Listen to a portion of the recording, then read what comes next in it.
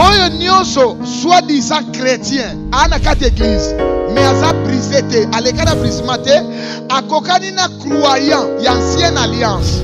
Soki ozawa ozana vie ba boîte de nuit vie ya koswa basi ya bato ya koswa bana église bamakangu lola ezaya yote soko kufi ya tu es perdu. Et là, l'amour, bolingo. Oya sobo ya désert à boy élévation. Oya sobo ya désert à boy élévation. Linga brisement élévation ezaya yo. Linga brisement élévation ezaya yo. Soué nzambe za ninga sélection na brisement à façonner yo, à apprendre yo comment ba dépendre kana nansa.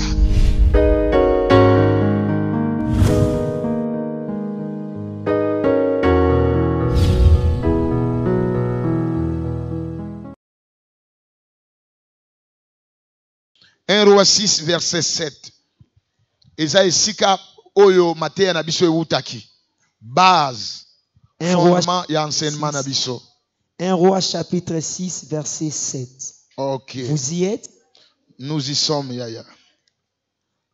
Nous lisons la parole du Seigneur. Lorsqu'on bâtit la maison, Tango babandaki kotonga ndako munene ya losambo ya Salomon. On s'est servi de pierres toutes taillées. Basalelaki mabanga oyo babongisa malamu.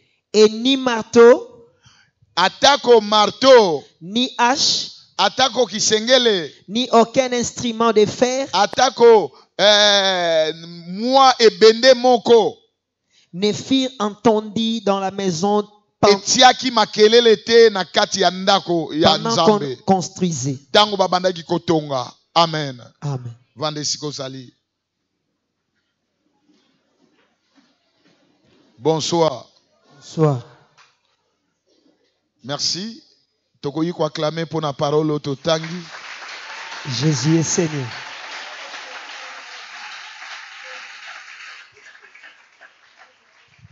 Alléluia. Gloire au Seigneur. Bonsoir. Bonsoir. Lelo sa deuxième soirée na biso. Il y a séminaire na biso, il y a programme na biso, il y a 15 jours.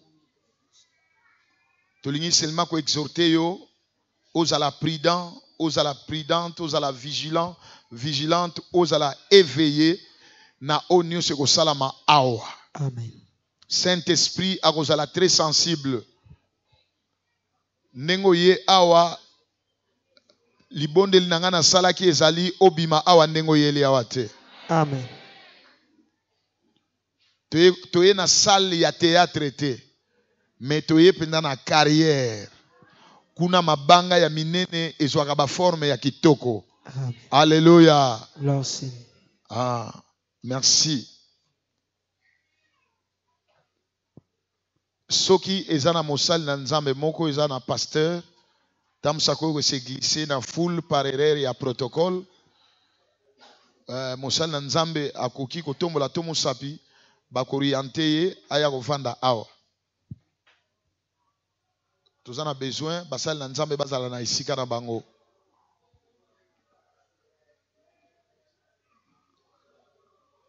Thème na biso ezali le brisement reste la clé de la vraie onction et de la vraie prospérité. Kobukana, kondima kobukana liboso ya nzambe. Kondima nzambe ataye yo. Kondima nzambe apeso forme. Ezali fongola munene oyo zui. Pote, soko za mosala ya nzambe. Ozwa epakolami oya solo. Osala nango mosala ya nzambe. Soki pe yo, ozana ba difficulté, eza clé mobimbo zui, po nzambe a faire prospérer nyonso ozana yango. Amen. Tolingai kosala récapitulation, po na bandeko na biso oyo, bayeka ka lelo to so mwa idée. Tozana impossibilité ya koloba nyonso tosala ki lobi, mais tozo peso seulement définition, tozo peso seulement pensée clé. Ya oyo, eza enseignement na biso ndenge to introduire ki lobi. To saluer bandeko na biso bazolanda biso direct na Facebook oza wapi na Afrique oza na poto Nzamba pambola bino na obolandaki biso lobby et tomoni ba message na bino Nzambe apambola bino. Bien-aimé, attangele biso pour te expliquer texte wana. OK? Définition. Action de briser. Tango balobi briser, to lobi yango na monoko ya lopoto. Elaksi kobuka. Eloko moko eza makasi obuki yango. Yango balobi briser. De mettre en pièces. Ezali kobuka eloko moko kokabulango na biteni ya mike. Qui se brise par un choc violent contre un rocher. Tango balobi brisement eza eloko moko ebukani pona eloko moko ebeti yango na makasi. Tolobaki na carrière na biso ya Kinsuka na ebite ti lelo soki ezala kaka. Mais oui ezali merci. Balobi batiaka ba explosif po mabanga eza makasi. Bako so ba explosif neto bengaka ba grenade. Bako pose yango na se ya mabanga wana na pembeni na mai na carrière wana ba pose ba bengani batu nyonso aux environs. Et soki ba déclencher yango mabanga ezomata même na hauteur moko kozala ya 50 mètres hauteur. Mabanga ezo panzana. Alors soki kiti ekwei kimi ekoti ale batusiko bazozo yango bangin ba tracteur ezozo yango ezo matsana ba ben et bazotongela bandako bazosala nango misala. Amen. Mais pour comment batongela yango ndako esengeli d'abord ba briser yango. Yango tozolo ba aw. Siko otolo bela brisement ya mabanga ya oto simba kate ya mokili. Mais toyekolaki na mukanda ya 1 Pierre, Jésus-Christ ye moko aza la pierre angulaire. Libanga oyo batu babuakaki oyo nzamba monaki eza utile eza précieuse batongela ngo ndako. Alors biso ba chrétien oto yambi Yesu toza mabanga loba amen. Amen. Mabanga wana esengelezwa forme malamu pote nzamba atongela ngo édifice na ye ndako munene na ye oyo ya makasi.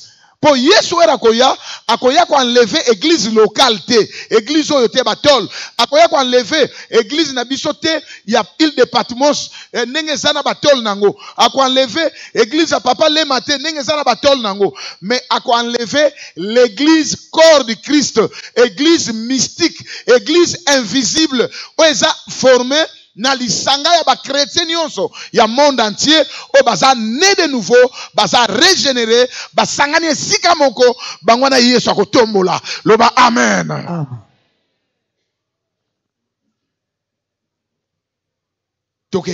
Point 0, introduction. Yeah. Une consigne divine plutôt, entre parenthèses, ordre, instruction, a été donné aux constructeurs du temple de Salomon. Oui. Point 1. On devrait se servir seulement de pierres toutes taillées. 2. Aucun bruit ne serait entendu pendant qu'on construisait. Okay. 3. Donc, tout était fait à la carrière. Alléluia. Est-ce que l'église au Holanda? Balobina bisoboye consigne et pesamaki. Consigne divine. Nzamba sololaki na mosali na ye. Ayebisa ba architecte, ayebisa ba maçon, ayebisa tout le monde oyo azalaki na 4 équipes oyo bandaki kotonga temple ya Salomon. Nzamba pesaki instruction oyo yoka bien-aimé. On devrait se servir seulement de pierres toutes taillées. Nzamba ebisi bango libanga moko te. Ekolongwa na carrière et ya awa bongo babukela ngo esika bazotonga. Non, mabanga nyonso bakobukela ngo na carrière. Ekozwi la forme na carrière. Et ya mibale. Aucun bruit ne serait entendu pendant qu'on construisait. Makelele moko te ekoyoka na tango bazotonga. O mutu moko abosa na beti ebende. Bien aimé, oza na problème à makasi. Okoki ozala même exécuté. Nzamba pekisaki makelele yoka na te. Na tango bazotonga temple.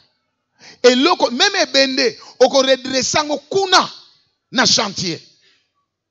Nesika oyo bazosala musala te. Nzamba boyaki bruit.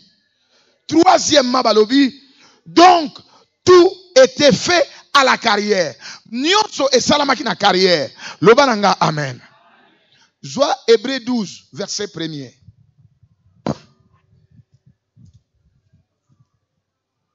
Hébreux chapitre 12 verset Landa très 1. bien. Nous lisons la parole du Seigneur. Nous donc aussi, Bisope lisusu. puisque nous sommes environnés d'une aussi grande nuée de témoins, Lokola batu ebele oyo baza banzeneneke batémoin bazingi biso rejetons tout fardeau toboya mikumba nyonso et les péchés qui nous enveloppent si pe facilement, masumu oyo ezozinga biso facilement tobwaka yango et courons avec persévérance dans la carrière qui nous est ouverte. bandela eloko wana courons Et courons avec persévérance tokima mbango na bopikiliki na molende nyonso dans la carrière qui nous est ouverte. na carrière oyo efungwami mpo na biso loba amen. Amen. Nalingi nayebisa yo que Jésus-Christ est notre carrière. Amen. Jésus-Christ est notre carrière. Amen. Tango yepa na Yesu akopesa forme à partir à quoi? Akota yo comment? Ezali tango soyoka maloba na Nzambe. Bible lobi liloba na Nzambe eza le pain de vie. Liloba na Nzambe eza miel. Liloba na Nzambe eza épée. Eza l'eau de vie. Liloba na Nzambe eza aussi marteau. Jérémie lobi liloba na Nzambe eza lokola marteau. Donc c'est tout à fait normal toya na carrière na biso Yesu Masiya ataye biso. Yango naza kwa sire mutu nyonso. Oya ye na 15 jours oyo okobima le 1er septembre transformé, changé na makambo nyonso, ezala ya molimo, ezala ya nzoto, ezala ya mbongo, ezala ya tout. Nzamba akobimisa yo awa mutu asika. Soko so ndima ngo koloba amen moko abia. Amen. Alléluia. Gloire au Seigneur. Kitaya. Le brisement est une étape fondamentale et incontournable. Brisement eza étape moko ya motuya. Chers chrétiens, oh chers chrétiennes, mosali na Nzambe, brisement eza incontournable. Incontournable. Permettre nga omundi ngo sala ka toilette chaque matin. Nengo sala ka ba grand besoin ba petit besoin chaque matin. Eza okoki ko contourner ngote. Oh non na sala na kene musala na kene ngaka. Na kanisi moko comprendre suite. Amen. Amen. Donc nenge ba besoin wana okoki ko kima ngote nenge brisement ezali. Soko za chrétien faut le kana brisement. Oza l'homme de Dieu faut le kana brisement. Kita. Pour chrétien qui aspire à réussir sa vie chrétienne ou un homme de Dieu qui aspire à un ministère. Chrétien nyonso oyo lingi, oyo so rêvé. Parcours moko vie chrétienne ya kitoko. Chrétien moko modèle, même na quartier, même na famille. Donc famille na ye moko, mais nenge balobaka. Omoni bat mosusu wa, to diembela biso nyonso na expression Yesu aloba. Nul n'est prophète chez soi. Nul n'est prophète chez soi. Prophète bandimaka ye pa na yete. Yaya eza lukuta. Nazoye biso kaya Jésus ko comparango na ya yote. Mususu aza a bandimaka yete ka mosali na Nzambe pa na bango. Pourquoi? Mabe eleki. Ba dégâts eleki. Faux témoignage. Amen. Aventurier moins sérieux. Defise la romona. Oko sambwa. Bongo ke ngoloba oh non nul n'est prophète chez soi. C'est vrai ça. Il va donc ça na écriture ya. Amen. Brisement est incontournable. Mosali na Nzambe oya leki na brisement te lobi oko sala be scandale. Amen. Oko sala dégâts. Soni ko ya église. D'où viennent les bruits qui se font entendre aujourd'hui dans nos églises? Nzamba pekisaki ba bruit na kati ya temple. Sikoyo ba bruit o biso toyoka na kati église. Ezouta wap. Des bruits qui ternissent l'image de l'église. Les bruits qui ternissent l'image de l'église. Ok. Oh, makelelo ezali ke soko yoki yango, église eza souillé. Kutu soni polo bakenga na kape frère en Christ. Ngape na ka pasteur. Soni ba bruit. Oyo kuna pasteur engrossé. Pasteur azui mwasi ya bato. Ah, prophète. Alingaka longola ser wana mari de nuit. Mais ba comprendre te prophète a se retrouvé likolo ya ser. Il a commis kulusu mari de nuit à kota pa na ye, il a transféré par Jésus. Oyoka ba témoignage, oyoka comment église eza souillé, réputation basala nzambe baby, nyonso wana ezo uta wapi? Ezo uta na ba mabanga oyo ekotaki na kata temple meza no taye. Kitaya. Des enfants de Dieu et des hommes de Dieu. Ezala pona bana na nzambe ndenge moko, basala nzambe ndenge moko, ba bruit na ba bruit. Kita. Ils viennent des pierres non taillées que sont les prétendus enfants de Dieu. Ah, makelele oto zoyoka. Ba faux témoignage oto yoka. Réputation ya mabe oto zoyoka basali na nzambe. Ya bana nzambe ezo uta na ba mabanga oyo ewelaki kokota na temple ya Salomon, mais batayaki yango bien te. Erataki eseglisaki. Batayaki yango bien te. Okay. Serviteurs de Dieu qui ont brûlé l'étape du brisement. Ezane uta na basali na nzambe na bandimi oyo basotaki étape ya brisement. Le brisement concerne tout le monde dans l'église. Brisement eza pona batu nyonso, séminaire eza pona ba pape, pona ba archipape, pona ba évêque, pona ba pasteur, ba révérend, ba master, eza pona ba diacre, eza pona ba ndimi, pona ba nekodim, mateya oyo eza pona mutu nyonso apart nzambe. Amen. Okay. Passer outre ces les dégâts, c'est placer un dos d'âne devant soi. Soki osote brisement, ata lelo zo mona likambo ezate, lobi ebango omitieli dodan. Chauffeur aza awa ayebi dodan eza nini. Soko za na vitesse ke omona ki dodan te, ofrena ki te, na kanisi o comprendre makambo eko ya. Oko risque chute ya mutuka. Oko risque accident. Yango so mona mutu moko asali 10 ans na vie de foi. Aye ko sala scandale moko terrible. Soni. Un serviteur de Dieu ou aza incapable de supporter mbongo. Mbongo. Na yoka témoignage mona loin de sala nga passe. Mondima ye na moi ko pesa mosala na nzambe dim. Combien? Oh, $4,000. $5,000 yango papa. On a baxi, ikolo action de grâce na yo. Le pan on était comme papa. Pasteur a sensibilisé. Bassassin. Bake kote la mundimi. Nzoka mundimi tanga longi pa pasteur azwa ki mbongo. Aketika ngopa ndeko na ye. Bato bafana na Luanda bayebi makamwande ezalaka. Yana l'homme de Dieu moko na Luanda yebisaka nga abi pasteur biso bako kabilo $200 awa na église. Soki nane komi na ndako te koloba te ya yo. Po bako zonga na nzela. Yaya. Nzoka musali na papa wana tikaka mbongo déjà. Quelque part aye kolala na mwa ba mieti ya mike na ndako. Na butu ba sase ba ya. Ba na pick-up, ba zui chaîne, ba tie na porte. Ba démarrer car. Porte vuzuki. Kuneza la ndenge wana. Donc porte ke na ba kadena na ba fongola ke. Ba koti na kati. Ba bi pesa biso mbongo lupango tekaki.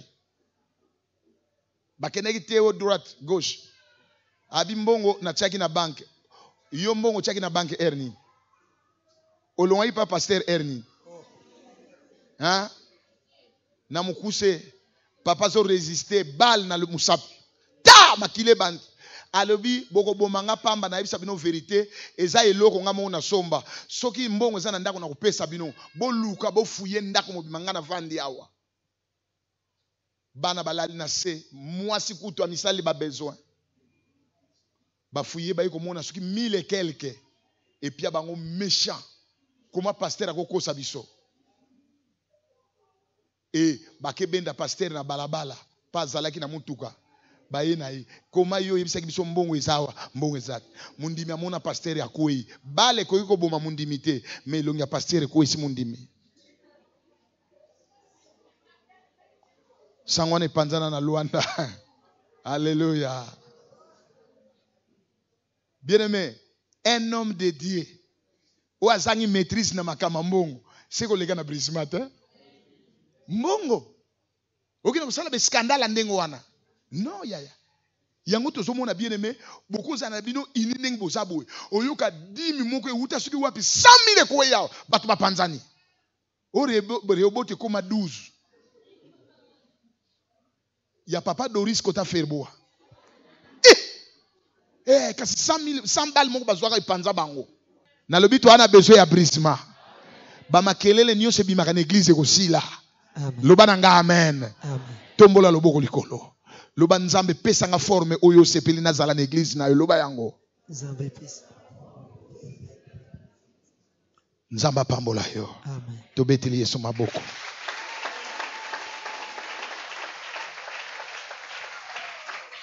Alléluia. Avant na kota na point na ngai ya lelo na lingina salo mo eloko moko. Pourquoi le brisement ou le désert? Deutéronome 8 d à 9. Tolobaki boye. Israël na kobima na ye na Égypte. Géographie ezoloba na biso Israël akoyi kosala 3 ou 4 jours anakana.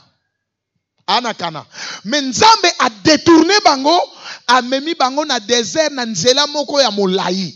Donc Nzamba salaki yango ye moko volontairement. Lobananga amen. Et Nzambe azoko expliquer Moïse na Deutéronome.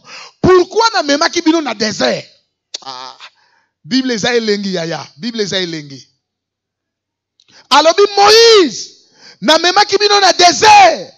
Makamona loboko mona na Deutéronome 8 d à 9. Na memaki bino na désert. Première chose, pour na humilier bino. Na humilier. Na kitisa bino. Dieu ne travaille jamais avec des orgueils. Amen.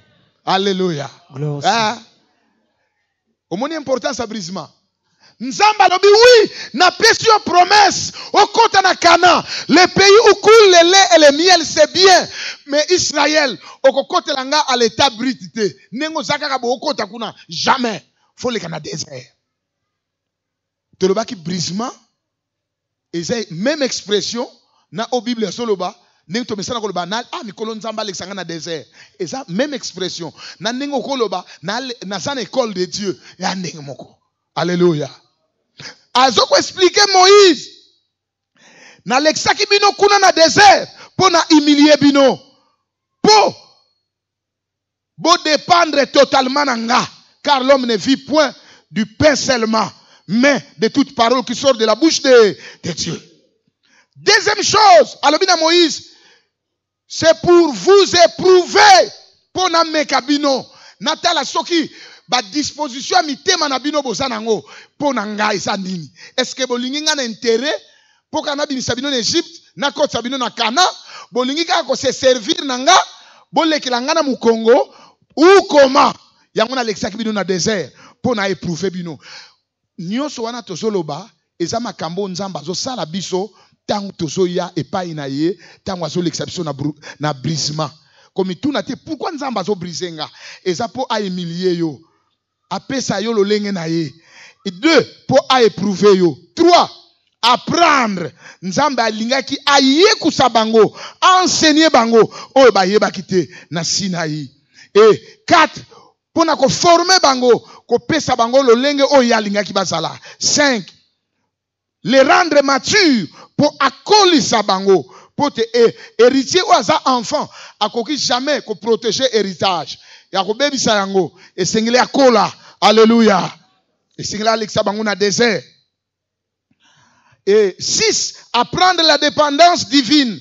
Nzamba lingaki ba yekola koma ba dépendaka kaka na nzambe. Kuna banke ezalaki te, kuna koluka noko te, yaya te. Bino nyonso bo dépendre na nzambe bo c'est la mane kwei e bokena libanga bo beti nzete bozwi mai. Mutu te o régie des eaux na nzambe. Nzamba lingaka ye kusaba ngo koma ba dépendaka na ye. Yango nde tina nzamba l'exception na brisement. Amen. Ko imaka te yaya soko moni mikolo na batu nyonso salisa bazo edo te. Ko imaka te tango zo mona batu nyonso ba relation nyonso efuta te yebaka ozoleka na désert. 7. Rendre solide ou stable. Nzambe alingaki a rendre bango solide, stable. Voilà. Tokoti sikoyo na leçon na biso ya lelo. Vraiment o bakoza na syllabis bakozwa oyo tolobela ki lobi. Le christianisme puissant est celui qui est composé de chrétiens brisés, transformés pour bouleverser ce monde conquis par l'ennemi Satan. Ceux qui tolingi église moko forte, ceux qui tolingi christianisme moko puissant, on ko bouleverser le monde. Yaya. Et sengeli l'église est à la composer. Na ba membre oyo baza taillé. Amen. Baza brisé, baza façonné. Lobananga amen. Aussi longtemps na kati église, tozana ba pierre oyo erata carrière. Oye se glissa et quand on a temple à Salomon sans la tailler ba bruit et kozala kaka malgré interdiction malgré consigne oyo nzambe apesaki na Salomon ke ba bruit ezalate.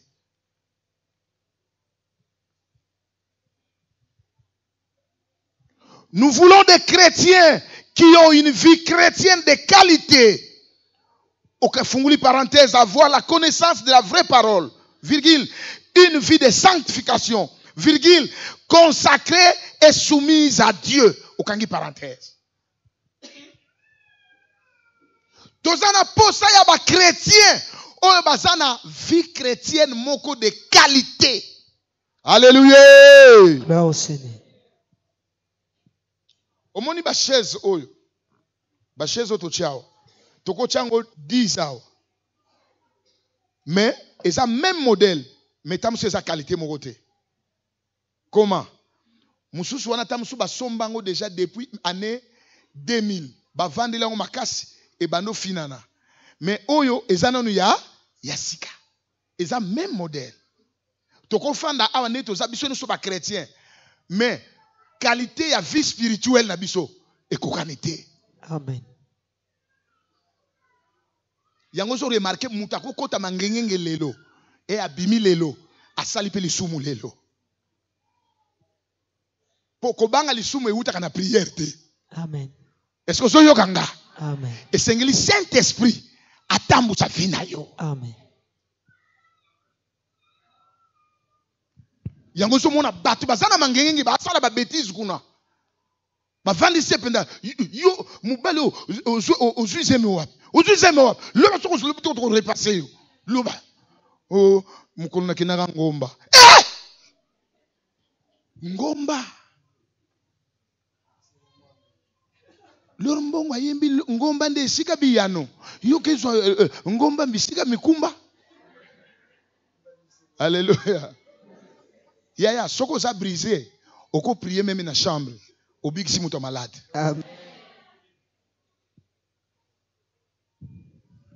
Koluka qualité spiritualité na yote na nombre de jours ba jeune. Vraiment. Église so eza composé na bateau ba na vraie parole. O ba marcher na sanctification. O ba za consacré ba mi bonze pa na nzambe. Ba chrétien na soki ba symbole maboko likolo ba bani ko adorer ba miracle ko salama. Amen.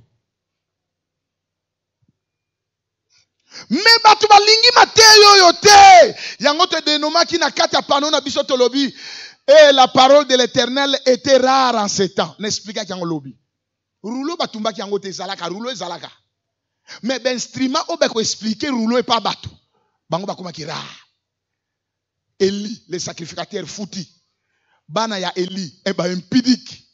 Nana ko expliquer rouleau, nana ko expliquer l'écriture na peuple. La parole de l'Éternel était rare. lelo mateya oyo soko zoteya yango na église bato bapesa olare te mais là ils sont vérité zwa kaka tala omoni ne toza bolomata oyo totondi awa soki na bandi kaka biloko ke okopambwama okozala motu kasi mokila te yo omona pani oyo amen bien-aimé tosepeli la parole de l'éternel ezala sous rare te ezonga en église Amen. mais mbongo na pani ekoma rare Amen. c'est tout à fait normal eza te ke mbongo biso bapasteur ekoma chaque fois fréquent na panier mais la parole de l'éternel ezala rare tolingi tozongisa parole de l'éternel na église Amen. po yango nde ekomema yo na lola Amen.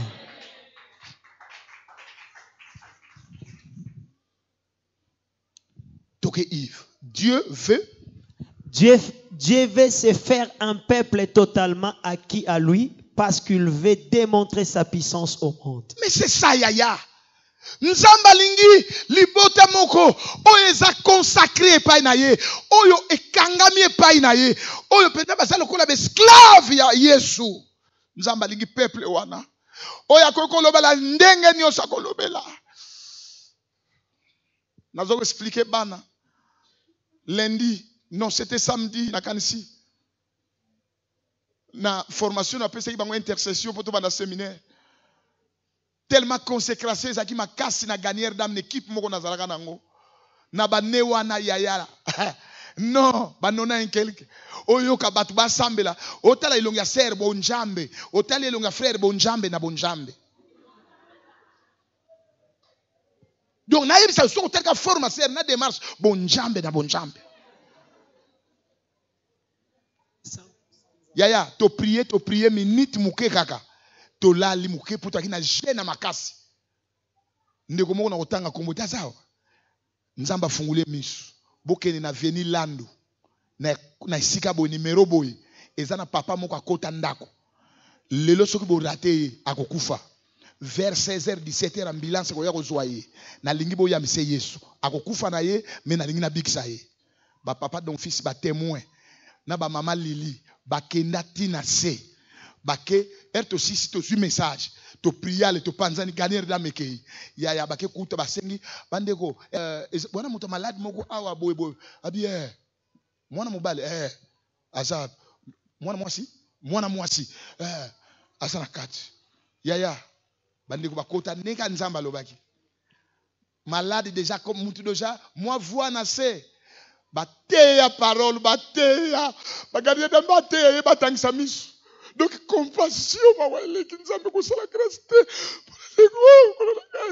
parole te ami fungula mnoko yamba Yesu kolo Yesu kota katina ngai kota basisi prier moto kita toyaki ko clôturer no chaîne te teyoka na balabala pilon ndenge kaka nzamba lobaki ndeko na bango sala na clinique moko na Kisasa atinda ambulance bako soye à côté hôpital après 3 jours akufi bandeko ne ba yebi na bango te me biso to yebi ke to ekuta ye na lola Amen. na kamwe na kaseki koloba amen na bien ozaki diba yaya na lingina yebiso seulement nzamba lobaka Amen. soki tozongisi makambo oyo nyonso tolobela awa na vie na biso toko consulter sous ba prophète te o consultation po oza wana oza déjà prophète oza na nyonso mais likambo eboma yo wa brise te nzamba lobaka apesi na adresse na kombo wana ezaka exemple moko eza ebele na kopesa yo mais des fois tam sous église evande surtout ki mutu moko être cher akufi sans message pourquoi toi na ba intercesseur lelo ba homme d'affaires ba femme d'affaires mutu azo prier telle longue ni vie donc alinga kuta kota na prière pour ça kota na prière kolela wana ko longola ni vie na ye donc soki nga na tali yo na mona bonjambe Amen. mais tali mutu musozo mona WhatsApp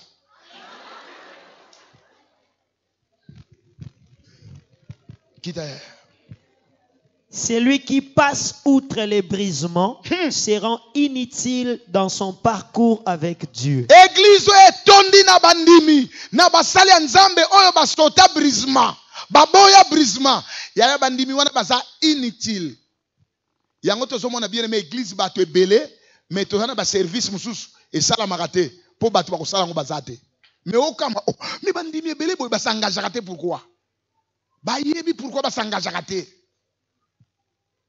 ezala mutu mususu aza soki na bwili yo kaka bon tokesala délivrance moko kuna allez bana koloba na esprit sort okoyoka esprit makambi koloba batanga intercesseur batanga pe yo soki bolongoli ye te na kobima te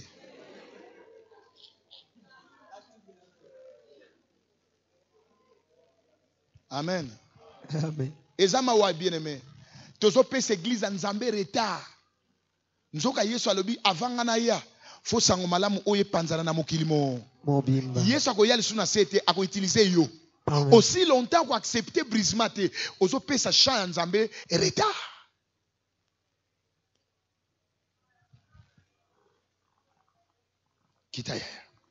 L'homme naturel, sa vie est gouvernée par le désir d'être reconnu, avoir des relations avec les femmes, entre parenthèses le sexe, ou avoir les besoins mondains.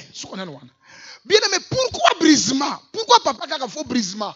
Tala, l'homme naturel, nengo botami na mama na papa oya bino. Oko sala nzambe nengo na te ya. État naturel, na corps adamique, na nature adamique, toko sala nzambe te. Pourquoi? Nzoto na biso les mois cher oyo. Ezaka na posa esika eza eyebana. Yango mona mutu mususu ka lati bien. Donc na de yoana azana ndeko te relation te. Bon oyo azana J ap komisa kombo po to gerbe de fleurs pour appeler sa dernier hommage na mowe. Bien mais ye muteke mais wana eza ebembe ya ba Congo. Ake pesa kombo. Aza ni ami ni connaissance ni voisin. Mais pourquoi pas azwa ki forme mo kasika. Il l'a mamouka qui touche donc tout le monde peut venir tout ça là à quel passage Nzazi Ngalula comme il tourne à bino batias wana batu bazoye bake oya lali na kata cercle azala yukutu kitoko kolekanga ebi bien aimé muto ateti yango mona nzamba regretta ayibisa Noé na regretter petit nanga pourquoi na sala mutu ateti mutu ateti na yebisa yo. L'homme naturel alingi sikazali amonana. Bien aimé les mois wana ko servir nzambe ngona te oko panza église. L'homme naturel alingi azala na relation na basi, alingi azala na relation na mibal. Soka za mwasi, ato mubal moko peme nae. Soka za mubal alingi moi moi ketch moko ezala peme nae.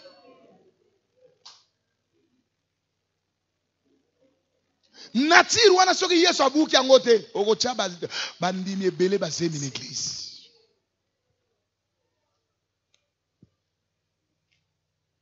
Yango zomona ba pasteur musu bazo regretter nakuta na pasteur mukazo bisanga papa j'avais vraiment un serviteur puissant dans mon église azo edenga makasi papa mais nazo comprendre te papa yango ba ser musu to yambaka na église ce sont des sirènes abambinga mwana na mabele et akimi na mwana na ngai ngabi oh pasteur, moi on a 2 ans. Habité, vous comprenez, pasteur, moi on a 2 ans. Moi on a un sens que à qui serviteur dans l'église. Bon, on a qui minena, au sirène noir. Ah, alléluia. Ya, biso d'église oyo. Combien de prophéties peut ça ma au sirène aïe, sirène aïe. Aïe atali amoni ke mai ya kovande sana ngota zongi na ye. Po sirène basale pona mai. Azongi na ye non yaya yo muto pesa ba mutu makasi problème eza oleka na brisement soko okauki yesu afioni abendi asise sève nyonso ya les mois yaya fini terminé okozala même liboso ya métis suki na ye naturel tina se asalango mwa saka memaka yango frère ekopanike yo te. Amen. Frère, pesanga amen amulai. Alléluia. Eko paniqué yote. C'est mon na bango yebisa bana ngabi moni église izo kola boza la calme bana ngabo oh mona mususu akezo sero papa na sali choix oyo oh welela nini ya église na biso za la calme na mindele ba yawa ko welela mbangu mbangu te po soko weli mbangu mbangu za tana yote oyo ko zwa ko tika ipo mususu akoya omona libanesa yawa eza na avantage makasi to le canabrisement. Pour l'église à lobby, elle est très forte et solide. Lobananga amen. Pour l'homme naturel à quoi servir Nzambe te. Nzamba ko lingati ninga ba bote la yo comme pasteur. E ko simba te. O ko beta bandimi. Mukolo ko yoka ke batongi mwasi na yo, obeti mundimi.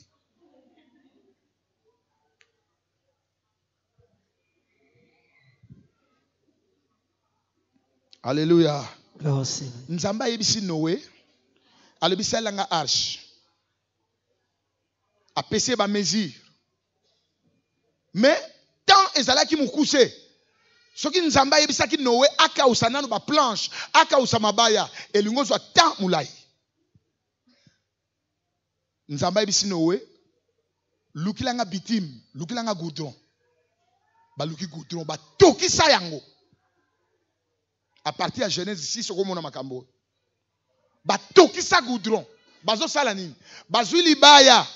Batia planche batiango wana bazui goudron basopi likolo webi opération ezo salama libaya mai bazo sopa goudron moto webi eloko salaka ezo cha donc goudron ezo sise mai mbala moko libaya ezo sala nini ekauka pour permettre soki libaya wana efandi likolo mai moyen epasuka naufrage salama. Et ça te. Goudron, c'est le Saint-Esprit. Libaya, ezanga remi, ezayo. Na brisement, on nzamba ko sopa goudron likolo na yo ya moto. Chaque soir toko yawa, nzamba ko sise, se va pécher. Ozalaka lesi yaya. Pourquoi Satan ko sakana nous? Chaque année faut koué yakaka. Pourquoi? Ozo mene vie chrétienne moko médiocre. Alléluia. Alléluia. Dans cet état, l'homme ne peut pas marcher avec son créateur. Mais oui, l'état naturel, on peut avoir la bonne volonté de servir Dieu, mais quand on n'est pas brisé, tout devient compliqué. Okoki kozala na volonté ya kosalela Nzambe, okozala na volonté o servir Nzambe yaya. Okoki kozala na volonté comme chrétien moko authentique. Mais yaya, soki oza brisé te, tout est comme compliqué. Oko mene fi chrétienne moko mécanique au lieu ezala hydraulique. Mutu aye awatiki ketch libanda avant ya a ko témoigner. Volant ya ketch ya voiture oba benga ketch okota musangona musapi elemba na mona camion moko na quartier ezongo kota boulevard ezwa direction matete atia embouteillage ba camion utaka 6 ba man roulage a mata penza na moi iloko wana pa beta ngondo na porte mais yo ton ici ba camion bien aimé chauffeur a télémina kiti a balula volant.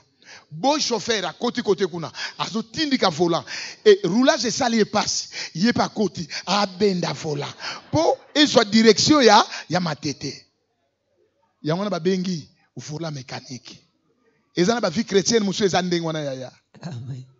Donc pour comme tindinga comme il est le 6 mois au sambela papa jipa côté kuna tindika passer remi roulage a écouter Papa Serge, evadorisa ina matinale zotindika ici. Et ba maman kuna ba ke visiter ici. Mais mutu aza brisé, ayebi église eza nini pona ngai. Mutu aza brisé yaya, ayebi era prière soke koki, eza ta ona lia kabile ya bomoy. Mutu aza brisé te, ayebi ke bien aimé, Era ngoni. Yepe ba 15 jours eza ebele. Ngana otala novelas na ngai.